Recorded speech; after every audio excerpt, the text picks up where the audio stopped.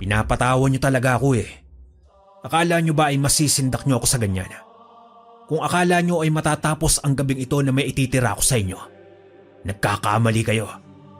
Dahil pagdating sa mga katulad ninyo, hindi ako marunong maawa o makonsensya ng kahit 1% kapag pinahihirapan ko. Nagkakamali ka, Antingerong Dayo. Dahil bukas, ikaw ang paglalamayan.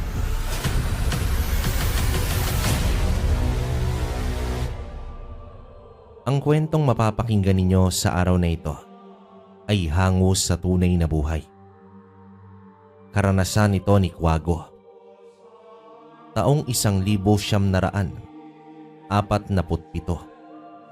sa bayan ng Ginulhang, Negros Oriental. Nang mga panahong ito ay napagpasyahan ni Quago na bisitahin ang pinsan niyang si Mitoy sa tahanan nito sa Negros. Ilang beses na rin kasi itong nagpadala ng liham sa kanya na bisitahin siya. Kaso naging abala sa maraming bagay itong si Quago, kaya't sa ilang taong dumaan ay ngayon pa lang niya naisipang bisitahin ang pinsan at kababata niyang si Mitoy. Mula naman Lukban ay bumiyahe siya ng di alam ni Mitoy bilang sorpresa. Nang marating niya ang bayan, napansin niyang napakatahimik ng lugar at panay ang tingin ng mga tao sa kanya.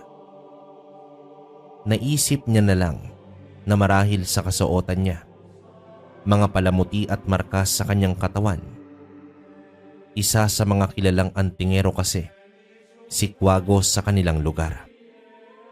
Tinawag siyang Quago dahil napakatalas ng kanyang paningin, lalo na pagsapit ng gabi. Kilala rin siyang Berdugo dahil lahat ng mga kalabang nakakaharap niya, kahit anong klase pang elemento o tao ito, basta't puminsala ng ordinaryong tao, matik na pinapatay niya agad ito. Hindi siya ang tipo na nagbibigay ng pangalawang pagkakataon. Dahil para sa kanya, kapag 100% sigurado siya na perwisyo ka ay dapat agad na pinapatay para hindi na dumami pa. Mitoy, tao po. Mito. Sandali. Sino ba yan? Buksan mo na lang. Kuya Quago, ikaw ba yan? Uy, kamusta ka na? Teka, pumasok ka muna, halika.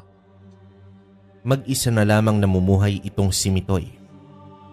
Hindi pa kasi siya nag-aasawa, kaya't mag-isa na lang siyang nakatira sa bahay ng mga magulang niya mula nang pumanaw ang mga ito.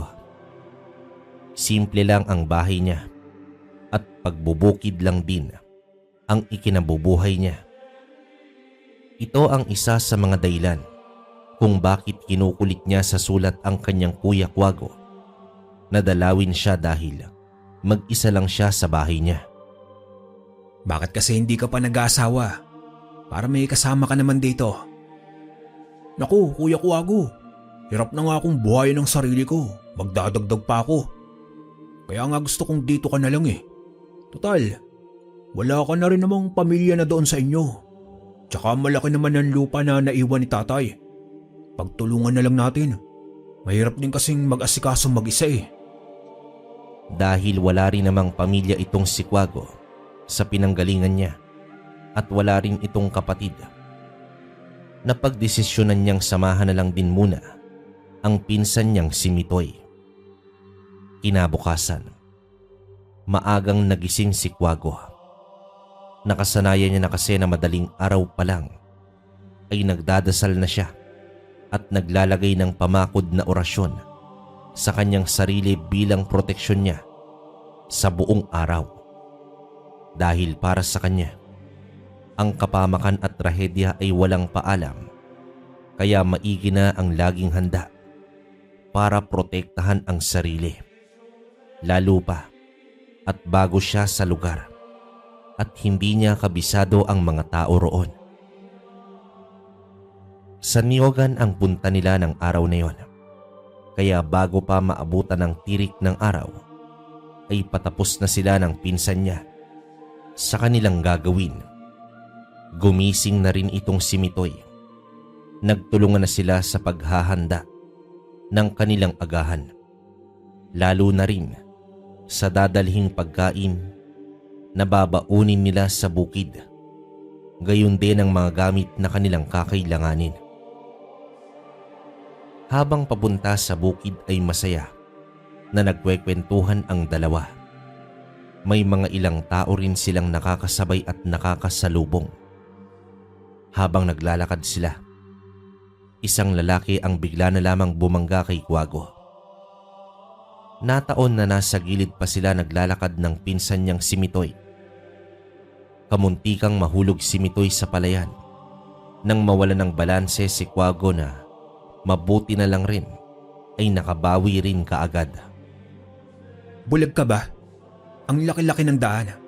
Maluwag pa at nasa gilid pa kami ng kalsada. Tapos mababangga mo pa ako. Kamunti ka na mahulog ang pinsan ko sa palayan. Paumanhin, iyo. Hindi ko kayo napansin ng kasama mo. Wala namang kaimo-emosyon na tinitigan si Kuwago ng matandang nakabunggo sa kanya. Nang makita naman ni Mitoy ang mukha ng matandang nakabunggo, kay Kuwago ay agad na hinila niya na ang pinsan palayo sa matanda. Nasinundan pa sila ng tingin bago ito nagpatuloy sa paglalakad niya. Nagtaka naman si Kuwago sa ikinilos ng pinsan niya. Kasabay rin kakaibang pakiramdam nang makausap niya ang matanda. Huminto naman saglit si Mitoy at hinahabol ang paghinga habang nakapatong ang isang kamay niya sa balikat ni Kuwago. Ano bang nangyayari sa'yo, Mitoy? At sino ang matandang yun? Parang takot na takot ka kasi kanina. Kuya Kuwago, hanggat maaari iwasan mo ang matandang yun. Kapag makikita mo ulit siya o kahit sino sa pamilya nila. Bakit? Ano bang meron sa pamilya nila? Usap-usapan kasi rito ng mga angkan sila ng mga mambabarang. Pinangingilagan sila ng mga taga rito. Usap-usapan? Ibig sabihin gawang kwento at walang katibayan. Kita naman sa mukha ni Mitoy ang takot. Samantalang si Kuwago naman ay pinapakita sa pinsan niya na hindi siya naniniwala rito. Pero ang totoo, nakaramdam siya ng mabigat na aura nang mabangga siya ng matanda. Alam niya na may kakaiba rito at hindi ito pangkaraniwang tao. Gayunpaman, hindi niya ipinalata kay Mitoy na maging siya ay may nararamdamang kakaiba sa matandang yon. Ayaw niya ng gatungan pa ang takot ng pinsan niya. Nagpatuloy sila sa paglalakad hanggang sa makarating sila ng Nyogan. Habang nasa Nyogan at tinatabas ang mga malalagong damo, sa ilang parte ay hindi maiwasang magtanong ni Kuwago patungkol naman sa matandang nakasalubong nila. Ang sabi ni Mitoy, ayon daw sa ilang mga matatanda na sa baryo nila, hindi naman talaga orihinal na taga roon ang pamilya ng matanda na ang pangalan ay Simon. 5 pamilya silang nakatira sa iisang lupa. Walang ibang pamilya na nakatira sa lupang yon, kundi ang angkan lang nila. Ayaw ng ibang taga-baryo na tumira malapit sa kanila dahil ang dati di umano nilang naging kapitbahay noong magkabuklod pa sila ay bigla na lamang daw naratay kahit wala namang di umano nakaramdaman. Nagkaroon lamang ng isang alitan sa pagitan ng pamilya nila Simon at ng kapitbahay. Ilang araw pagkatapos nun ay bigla na lamang daw nagkasakit ng malala ang kapitbahay nila na namatay rin kalaunan. At ang hinala ng iilan ay binarang yon dahil sa mga nakita di umano ng manggagamot na tumingin. Ilang mga buhay na hayop kasi ang lumabas sa katawan ng biktima. Ang tanong totoo ba o gawa-gawa lang? May katibayan ba na binarang talaga? O kung talagang binarang, Yung matanda ba talaga o pamilya niya ang may gawa? Yun naman ang di ko sigurado. Kasi bata pa ako nun at kwento-kwento na yan ng mga matatanda rito. Pero may ibang mga taga rito na ang umalis nang makaalitan din sila. Tapos di na bumalik. Pero nung umalis sila, ayun may mga karamdaman na. Inaalala nga kita kasi pinagtaasan mo ng boses yung matanda. Paano kung may ginawa o ginagawa na pala yun sa'yo? Ay nako Mitoy, kung saan-saan na umaabot yung utak mo. Tapusin na nga natin ito.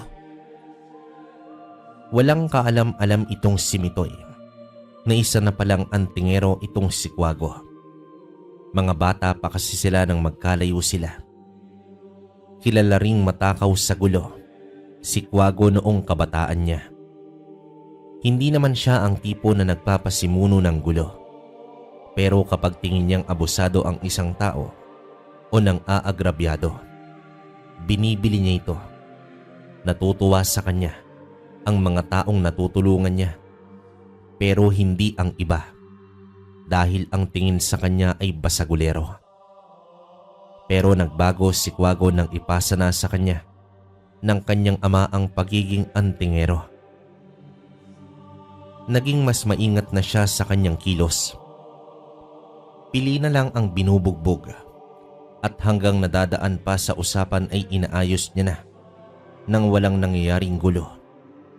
Kaya nang pumanaw ang ama, pinangako niya sa kanyang sarili na gagamitin niya ang tapang niya at ang mga kaalaman na itinuro sa kanya sa tama. Sa ilang linggo pa lang na pananatili ni Kuwago sa lugar, nagkaroon na rin siya ng mga kaibigan at kakilala. Marunong kasi siyang makipagkapwa-tao at malapit ang loob niya sa mga bata. Kapag nagkakaroon siya ng pera, agad siyang nagtatabi para pambili ng mga candy o kahit na magpapasaya sa mga bata. Kadalasan sa mga ito ay mga kapitbahay lang din nila. Minsan, kahit malayo pa lang siya, ay tumatakbo na agad palapit sa kanya ang mga ito. May dalaman siya o wala. Kuya Kuwago, bakit kasi hindi ka nalang mag-asawa para hindi na anak ng iba ang pinapasaya mo? Malabo nang mangyari yan, Mitoy. Wala na sa isip ko ang pagpapamilya. Mas maiging ikaw na lang para mayroon na akong pamangkin. Tsaka na yan Kuya Kuwago kapag marami na tayong pera. May inuman kami ng mga kaibigan ko nga pala mamaya. Gusto mo sumama ka? Puro na lang tayo trabaho Pahinga naman tayo, minsan lang naman Sige ba? Ako pa talaga ang hinamon mo. At nang kinagabihan nga, ay pumunta na sila sa kaibigan ni Mitoy. May dala silang isang malaking bote ng lambanog para mas mapatagal ang inuman nila. Walang kaalam-alam si Mitoy na mataas ang resistensya ni Kuwago pagdating sa alak. Matagal itong malasing. Habang nagkakasiyahan sila, may ilang mga bata na naglalaro pa rin sa labas ng bakuran nila. Kasama na rito ang anak ng kaibigan ni Mitoy, kung saan din sila nag-iinuman sa bakuran ng bahay nito. Ang iba ay tinawag na ng mga nanay nila, kaya't nagtakbuhan na ang mga ito pauwi. Naiwan ang anak ng kaibigan ni Mitoy dahil gumulong ang hawak nitong bola, kaya't hinabol niya muna ito. Ngunit dinampot ito ng matandang si Simon at ibinigay ito sa bata. Palihim na inusala ng palipad-hangin na orasyon ni Simon ang bata at pasimpleng kumuha ng hibla ng buhok nito at lupang inapakan. Ngumiti naman siya ng nakakakilabot at saktong napalingon naman si Kuwago sa gawi nito. Nawala ang ngiti ng matanda nang mag-abot ang tingin nila ni Kuwago. Hindi na malaya ni Kuwago ang ginawa ng matanda at nagpatuloy sila sa pag-inom. Nang maubos na nga ang alak at malalim na rin ang gabi, nagpasya nang umuwi sina Mitoy at Kuwago. Habang naglalakad sila pauwi, ay may nakasalubong silang mga magagandang dalaga. Binati pa ito ni Kwago. Ngunit nang makilala ni Mitoy kung sino ang mga ito, hinila niya ang pinsang si Kwago sa tabi at binilisan ang paglalakad. Tara na, bilisan na natin Kuya Kwago. Sa susunod na makita mo ang mga babaeng yun, wag na wag mong papansinin. At bakit na naman Mitoy? Bumati lang naman ako. Kasi mga kamag-anak nila Mang Simon yun. Hanggat maaari iwasan mo sila. Napailing na lang si Kwago sa mga sinabi ng pinsan niya at dumiretso na nga sila ng uwi. Pagkarating sa bahay ay agad na nagsarado lang sila ng pinto at nagpunta na sa mga higaan nila. Agad na nakatulog si Mitoy, pero si Kwago kahit konting hilo ay nahihiwagaan pa rin sa pamilyang tinutukoy ni Mitoy. Nakatulugan niya na nga ang pag-iisip sa bagay na yun. Kinabukasan, naunang nagising si Kwago kay Mitoy. Nagkapito at naupo sa may balkonahe ng bahay. Iniisip niya kung anong meron sa lugar at ang tungkol sa pamilya ng mga mambabarang na sinasabi ni Mitoy. Nang araw na yon, nagpaalam si Kwago kay Mitoy na mag-iikot sa lugar ng mag-isa. Dahil kapag magkasama sila, may mga lugar na pinapaiwasan si Mitoy sa kanya. At yun ang gusto niyang malaman kung bakit at para makumpirma na rin ang mga sinasabi ng pinsan niyang si Mitoy. Sa ibang parte ng baryo, masiyahin ang mga tao. Bawat nakakasalubong ay binabati siya. Ngunit nang mapadpad sa may dulong bahagi si Kwago, napansin niya ang kumpul ng mga kubo.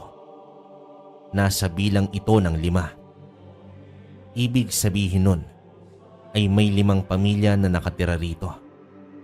At doon niya nakita ang 2 dalaga na nakasalubong nila ng nagdaang gabi. At ang matandang lalaki na minsang nakabunggo sa kanya. Sino ka? At anong ginagawa mo rito? Oy, nakakagulat ka naman pare. Naglalakad-lakad lang ako. Bago lang kasi ako rito eh. Hindi na umaabot ang mga nasa sentro ng baryo. Rito banda sa amin. Ah, ganoon ba? Baka kasi ayaw lang nilang mang-abala rito sa lupain ninyo. At marami pala kayo rito. Umalis ka na lang. At baka pagsisihan mong napunta ka sa parteng ito. Nangunot ang noo ni Kwago. Matiim niyang tiningnan ng lalaki at ang mga kubo na kung saan ang mga tao rin doon na magkakamag-anak lang din ay nakatingin na sa kanilang 2. Marahang tumalikod si Kwago at naglakad na pabalik ng bahay ni Mitoy. Habang naglalakad ay natuon ang pag-iisip niya sa misteryosong pamilyang yon na sinasabi ni Mitoy na angkan nga ng mga mambabarang. Muli namang lumingon siya at nagulat siya dahil sinusundan pa rin siya ng tingin ng mga ito. Bigla namang uminit ang medalyon ni Kwago na nakasabit sa kanyang leeg. Ibig sabihin, may ibig gumawa sa kanya ng hindi mabuti. At totoo yun dahil nagpalipad hangin ng orasyon ang lalaking nakausap niya. Pero dahil may mga pananggalang siya sa kanyang sarili, hindi ito tumatalab sa kanya. Dahil dito, umusal siya ng sumbalik na orasyon nang sa gayon ay tumalbog ang ipinukol sa kanya. At agad-agad ng mga sandaling yon, biglang nahirapang huminga ang lalaki at napasuka pa ito ng dugo. Dahilan para lapitan siya ng kanyang ama, ang matandang nakabunggo ng nakaraang araw nitong si Kwago. Leon anak, anong nangyari sa'yo? Hindi siya ordinaryong tao itay. May kakayahan siya. Binalit niya ang palipad hangin na ginawa ko sa kanya. Ramdam ko nga rin yan. Nang makasalubong ko siya ng nakaraan, sinadya kong bungguin siya para bigyan ng padaloy na lason. Hindi ko kasi mapigilan ang sarili ko ng mga sandaling yun eh. at nataon na iba ang hatak ng presensya niya nang makita ko siya. Hindi ako maaaring magkamali na isa siyang antingero at hindi siya dapat magtagal sa lugar na ito. At dahil nakumpirma nga nila na isang antingero itong si Quago, naisip nilang subukan ang kakayahan nito. Sa katunayan, wala pa si Quago sa lugar, ay iniipon na nilang mag-anak ang mga kailangan nila para mawala ang lahat ng tao sa baryo nila ng sabay-sabay. Nang sa gayon ay sila na lang ang tumira roon at wala nang tagalabas ang papasok pa. Ito ay pamamagitan ng paglapat ng barang at lason sa mga taong naroroon. Sinusubukan nilang pigilan ang kanilang mga sarili na huwag gawin ang mga bagay na yon, pero para silang nauuhaw sa kamatayan at paghihirap ng mga tao. Ngunit tila mahihirapan silang magawa nang mabilisan ang mga gusto nila dahil sa pagdating ni Quago.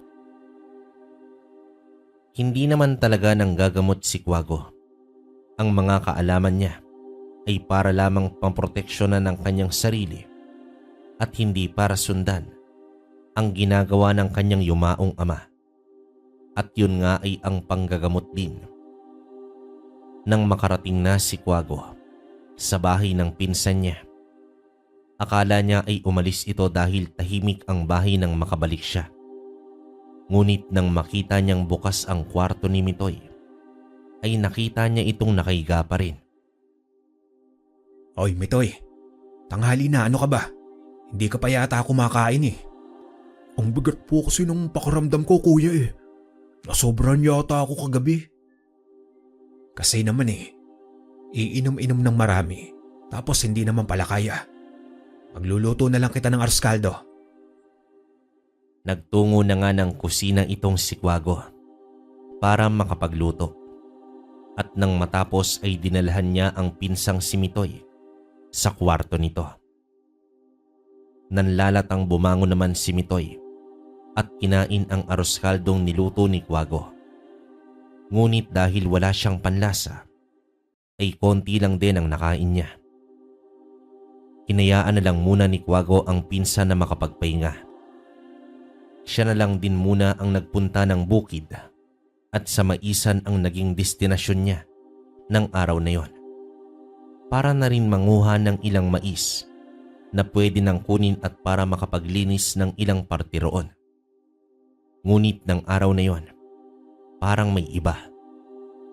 Sa tuwing uuwi si Quago galing bukid, nakasanayan niya nang makakita ng maraming bata na naglalaro sa labas na laging bumabati sa kanya. Ngunit ng araw na yon ay iilan lang ang nakita niya at halos wala pang bumati sa kanya. Matapos ng araw na yon, naging masungit ang panahon. Naging mahaba ang pag-ulan, kaya't naapektuhan ang paghahanap buhay ng mga taga roon. Liban doon, halos nagkakasakit din ang mga tao. At si Mitoy, matamlay pa rin ang pakiramdam niya. Ilang araw na rin yung pananamlay mo ah. Patingin ka na kaya sa center? Hindi kuya Quago, okay lang ako. Baka dala rin ito ng sama ng panahon. Halos din naman ng mga taga rito may sakit din. Kawawa lang talaga ang mga bata kasi nagiging sumpungin. Kaya nga eh, naririnig ko gabi-gabi ang iyak nila. May alam naman ako sa panggagamot. Kaso baka doktor ang kailangan talaga nila. Mga turo lang kasi ni tatay ang alam ko. Pinasa na niya kasi sa akin ang pagiging antingero niya. Ano? Pakiulit nga lang sinabi mo. Sabi ko, pinasa na sa akin ng tatay ang pagiging antingero niya sa akin. Pero hindi ko pa nasusubukan ng manggamot ng tao. Inaral ko lang ang mga karunungan niya. Aba, baka mabalitaan ko na lang. Nakikipaglabang ka na sa mga aswang. Ganun daw si Tio, sabi nila tatay noon eh, nung nabubuhay siya. Dahil wala namang lagnat o anong malala na nararamdaman si Mitoy, ay hindi masyadong nag-alala si Quago. Kaya naman dumaan ang mga araw na Inakala niyang wala lang ang nararamdaman ng pinsan niya.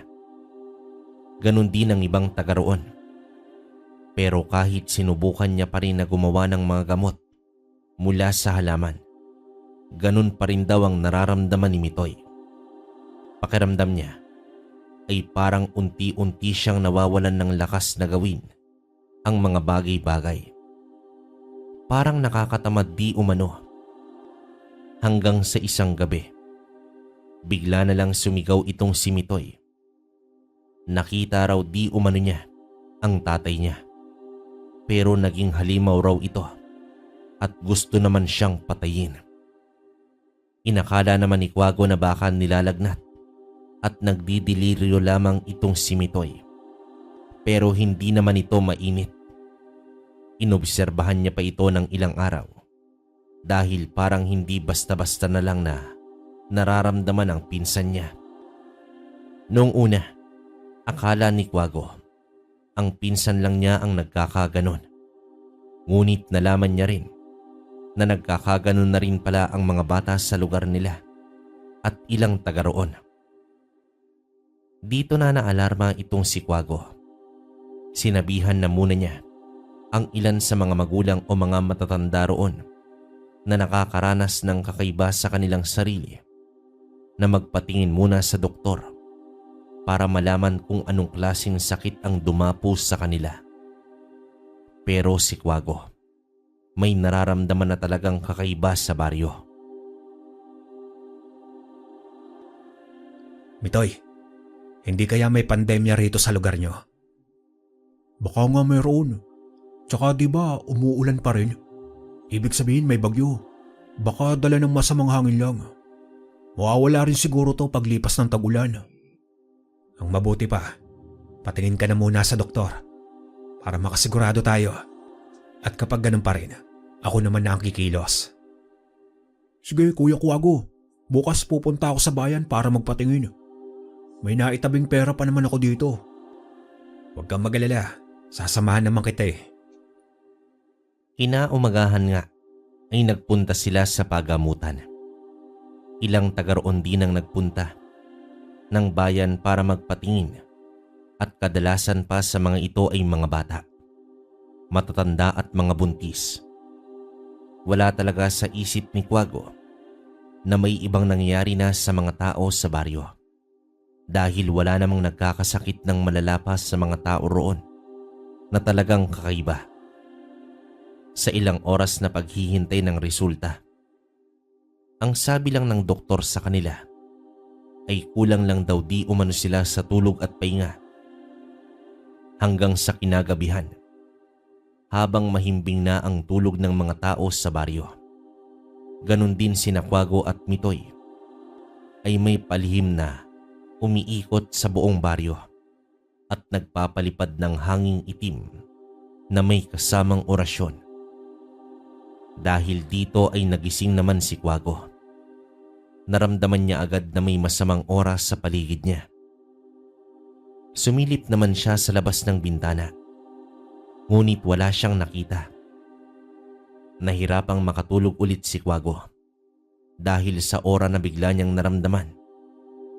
Umaga na siya muling dinalaw ng antok, kaya't nahulog siya sa kinahihigaan niya nang marinig niyang may sumisigaw sa kapitbahay niya.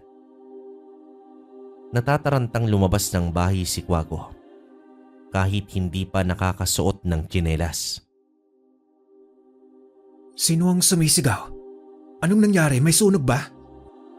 Natatarantang tanong ni Kwago paglabas niya ng bahay. Dito niya nakita ang isang ina na natataranta at umiiyak habang karga ang anak na nasa edad na 5 na wala ng malay.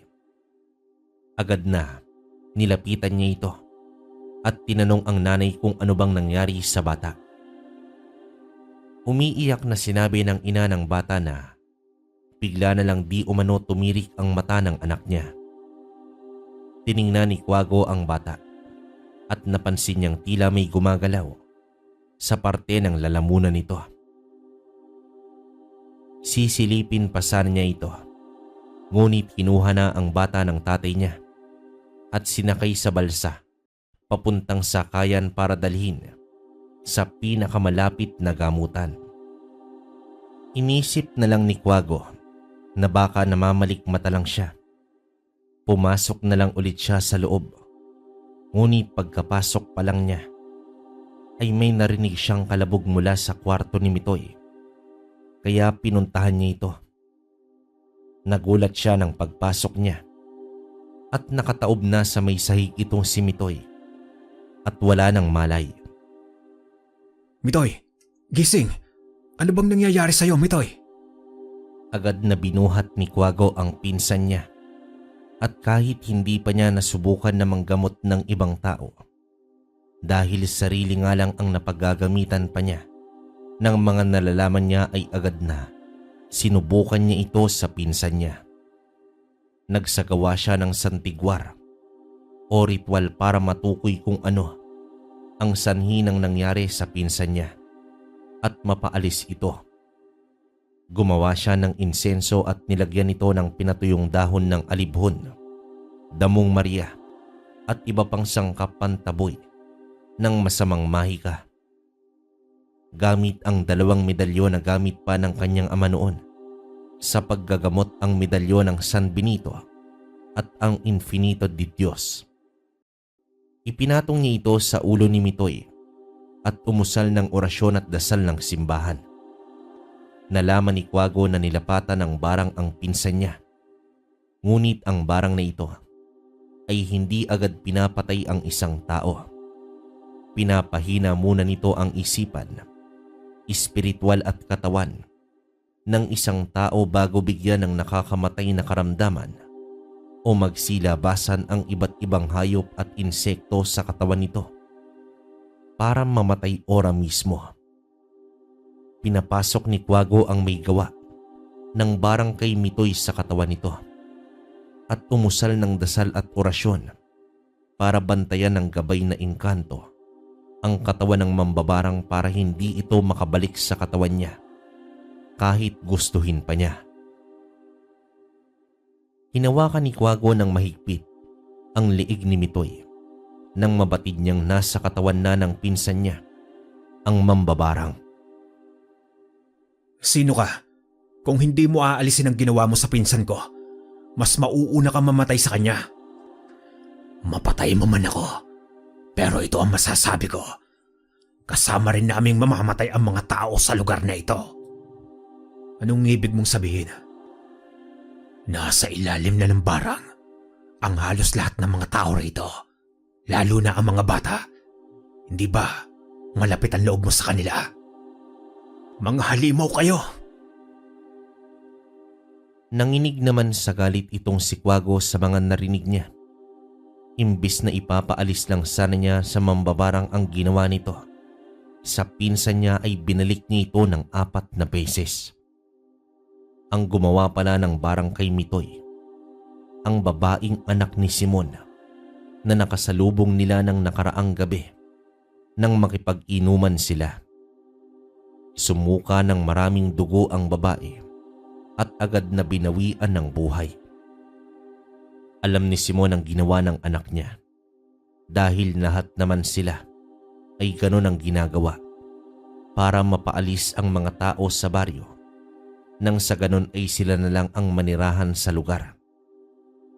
Nanlambot naman ang tuhod ni Simon nang makita niya na wala ng buhay ang anak niyang dalaga. Nasa may pintuan naman noon si Leon. Napakuyom siya ng kamao nang dahil sa nangyari sa kanyang kapatid.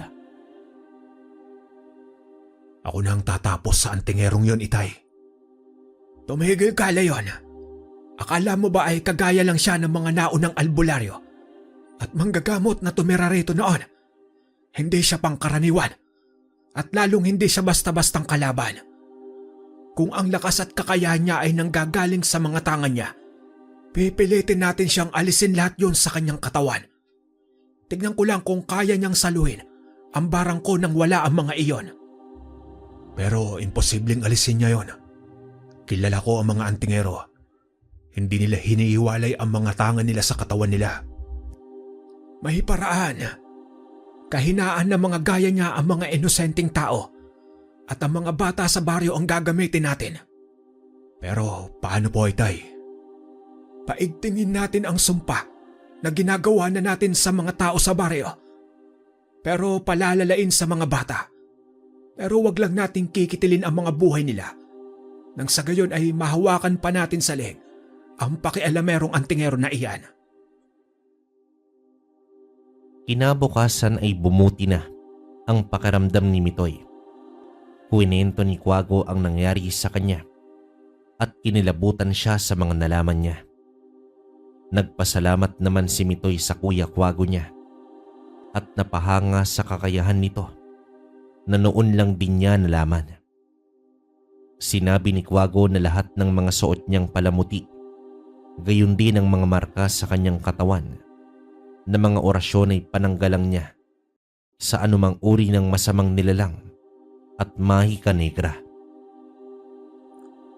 Kuya Kuwago, bakit ngayon mo lang sinabi na ganyan ka pala kahusay? Siguro ganyan din kahusay ang tatay mo. Kasi antingero din daw siya, sabi ng tatay ko. Pero di ko talaga alam kung ano ba yung mga antingero. Pero ngayong sinabi mo na sa akin ang mga gamit at mga kaya mong gawin, grabe ka kuya, ang galing mo. Hindi naman. Hindi ko nasabi sa'yo. Kasi gusto ko lang din magkaroon ng normal na buhay, gaya ng pangkaraniwang tao. Hindi ko na nga pinapansin ang mga gabay kong elemento kapag kasama kita. Kasi baka pagtawanan mo lang ako o hindi paniwalaan. Oo na kuya, baka maihipa ako sa takot kapag pinakita mo sila. Pero kuya, malaki ang maitutulong mo sa mga taga rito kung sakali. Mamaya magbahi-bahi ako para sabihan ng ilang taga rito na may kakayahan ka manggamot. Hindi tayo manghihingi ng pera o kung ano. Pero kung magbibigay ng kahit ano basta hindi lang pera, tanggapin na natin. Di daw kasi tumatalab ang paggagamot kapag tumatanggap ng bayad eh. Maigi yung kusa na lang. Oo, Mitoy. Pero sa tono mo parang umaasa ka ng kapalit ah. Basta sabihin mo na lang na kapag kailangan nila ng tulong, pumunta lang sila rito sa bahay. At ginawa nga ni Mitoy ang sinasabi niya. Nagbahay-bahay. Sinabi niya sa mga tao na kung sakaling may kakaiba silang nararamdaman at nadala na sa doktor pero ganun pa rin, ay lumapit sila sa pinsan niyang si Kuwago at walang hinihinging bayad ang panggagamot nito. Tinanong ng isang alay itong si Mitoy kung nasubukan ba niya ang panggagamot ng pinsan niya at baka hindi naman daw totoo na nakakagaling. At dito na ikwinento ni Mitoy ang nangyari sa kanya, na ang pinsan lang niyang si Kuwago ang nakatulong mismo sa kanya.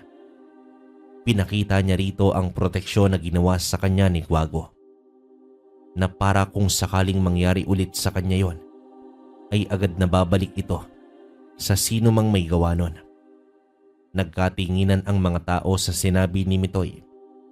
At dito na nga sinabi ng babae na magdadalawang linggo nang may sakit ang anak niya at nasa 6 na taon pa lang ang bata. Nangutang pa sila para madala sa doktor ang anak, pero ganun pa rin. Kaya't sinabihan siya ni Mitoy na subukan ang panggagamot ni Kuwago at umuo naman ito. Inasahan ni Mitoy na isang pasyente lang ang pupunta sa bahay nila. Kaya't ito lang din ang sinabi niya sa pinsang si Kuwago nang umuwi na siya. Mukhang mamaya pa yata darating ang sinasabi mo, Mitoy. Ang maigi pa ay kumain na muna tayo ng hapunan. Oo nga kuya, sana nga naniwala sila sa mga sinabi ko. Tsaka wala namang mawawala kung susubukan nila. Wala namang bayad din eh. Doon lang tayo sa maniniwala sa atin. O siya, sige na. At baka lumamig pa yung niluto ko. Sakto namang natapos silang maghapunan, ay dumating ang alay dala ang anak niya. Ngunit nang magbukas na ng pinto si Mitoy, ay nagulat siya na may mga kasama rin ito.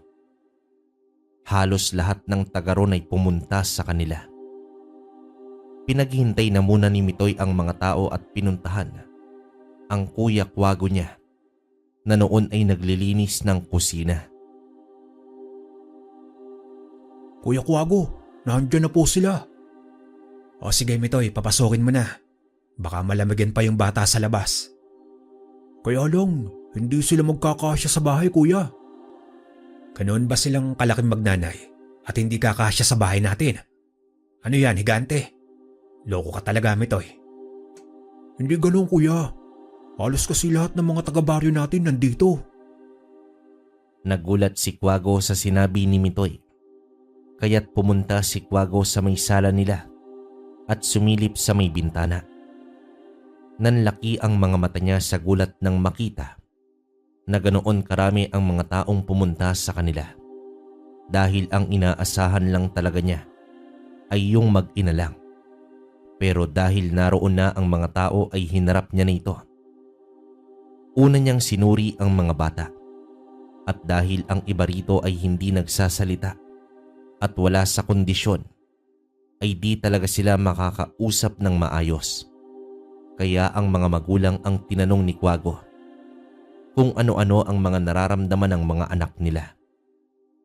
Tiningnan din ni Quago ang mga bata isa-isa. Nagtaka naman siya dahil pare-parehas lang ang nangyari sa kanila.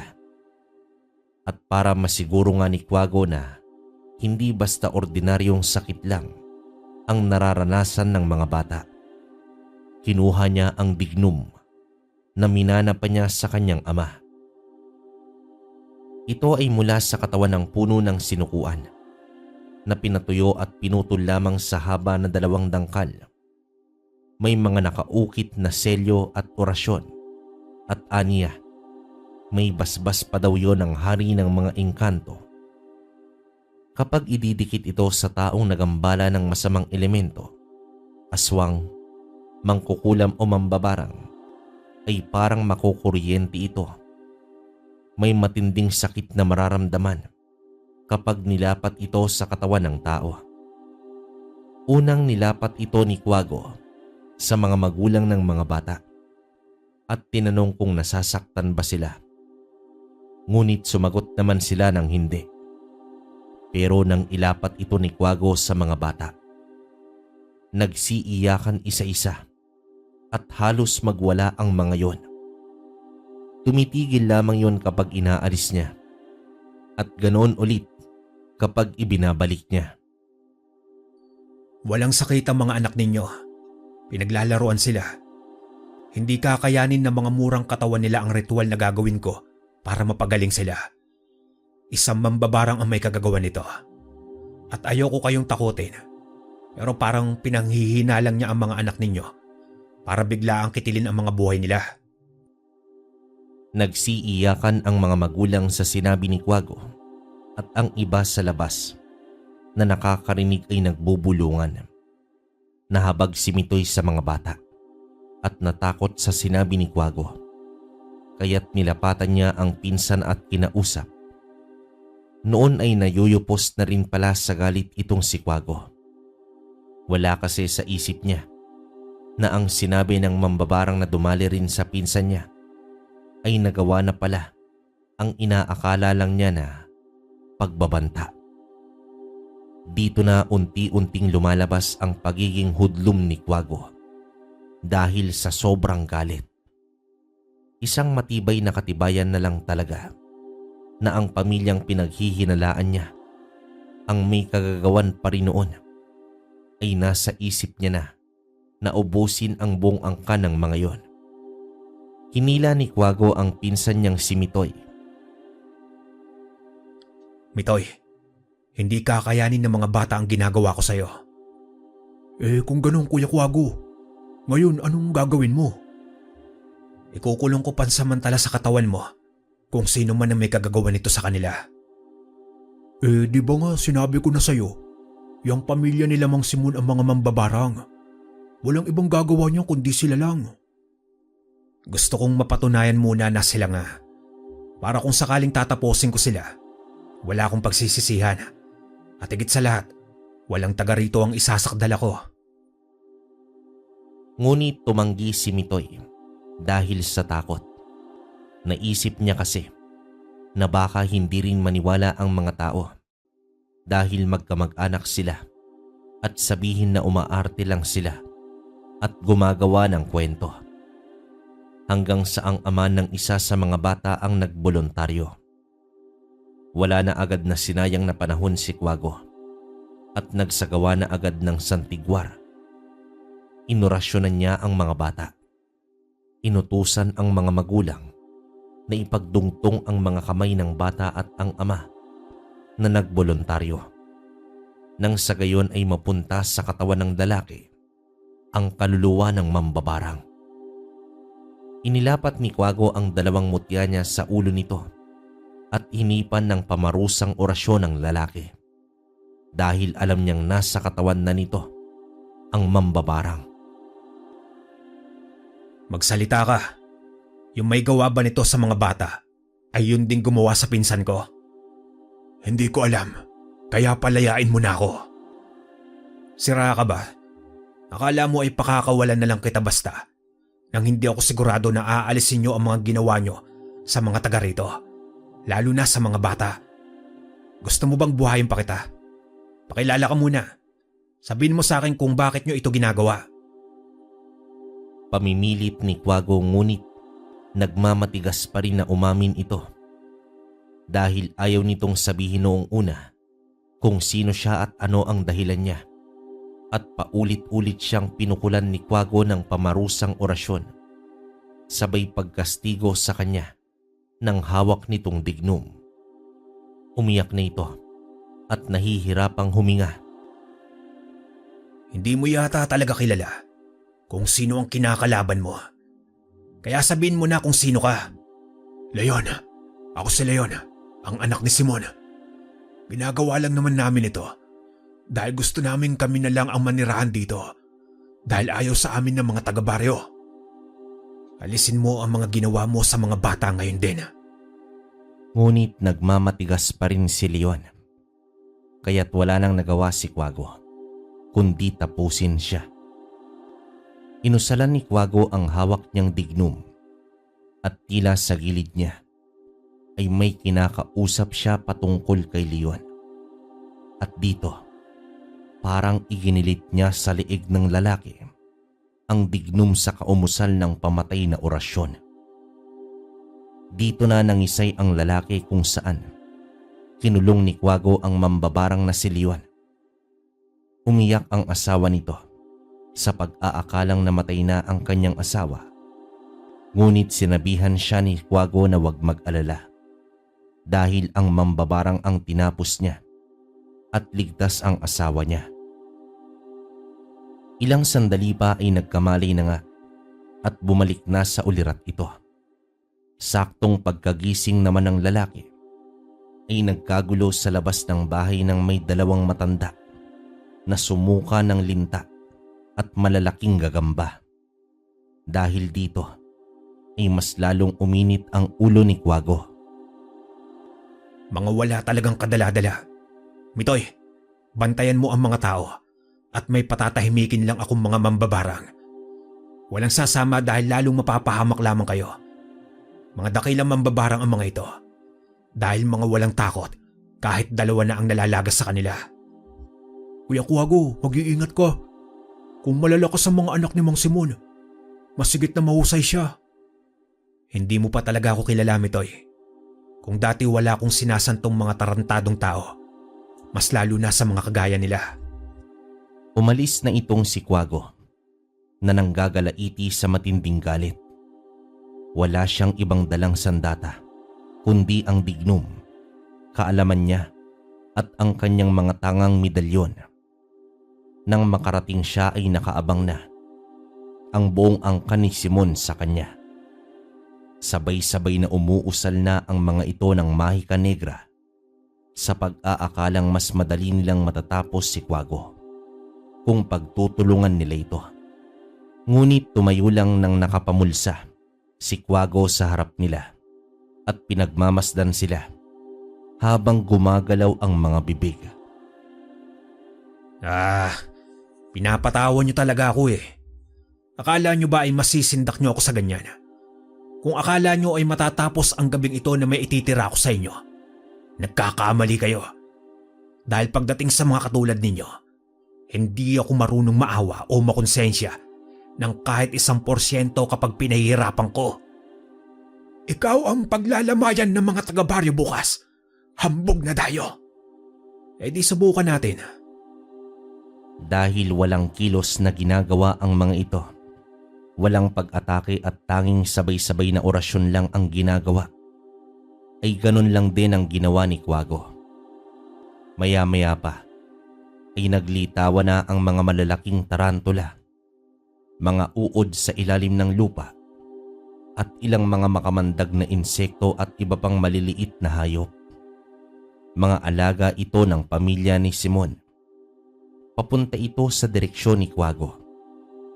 Napangiti naman itong si Simon sa pag-aakalang nanginginig na sa takot si Quago, kaya hindi ito makakilos. Ngunit nawala ang ngiti sa mukha niya nang makitang tinutupok ng apoy ang mga insekto at hayop na papunta kay Quago na pawang mga alaga nila. Teka, bakit sila nasusunog? Saan ang gagaling ang apoy na tumutupok sa kanila? Ang mga alaga ko! Hoy, wala akong kinalaman dyan ha. Baka itong mga kaibigan ko ang may kagagawan. Kayo nga ba mga kaibigan?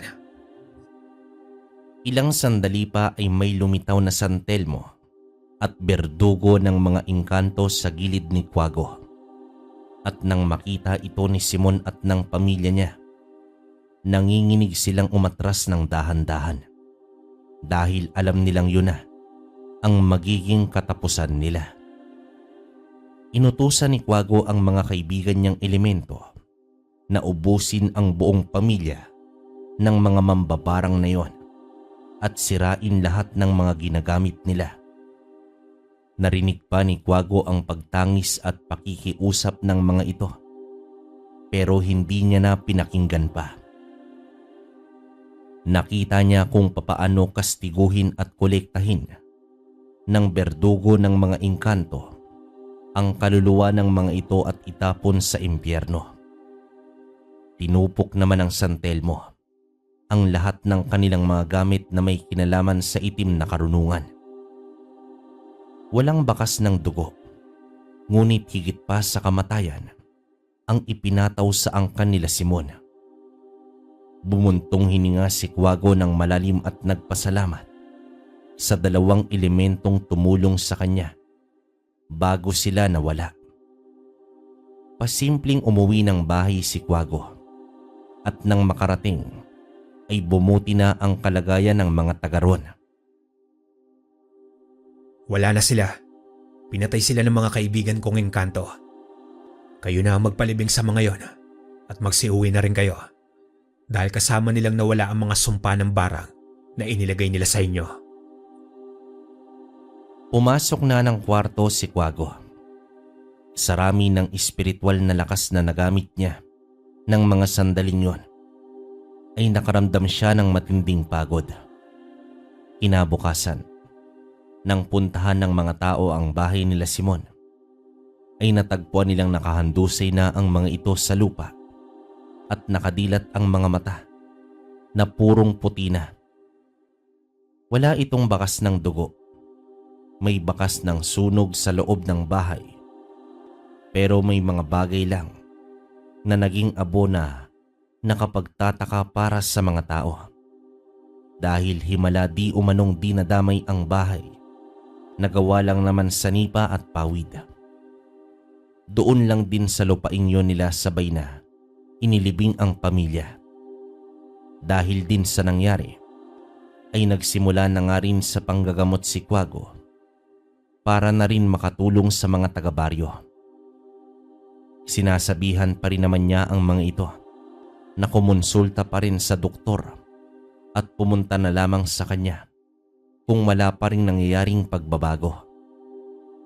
Hindi man masaklaw ng isipan ng mga taga-roon ang nangyari, pero ang mahalaga para sa kanila ay tuluyang gumaling ang mga nararamdaman nila na ilang linggo nang nagpapahirap sa kanila.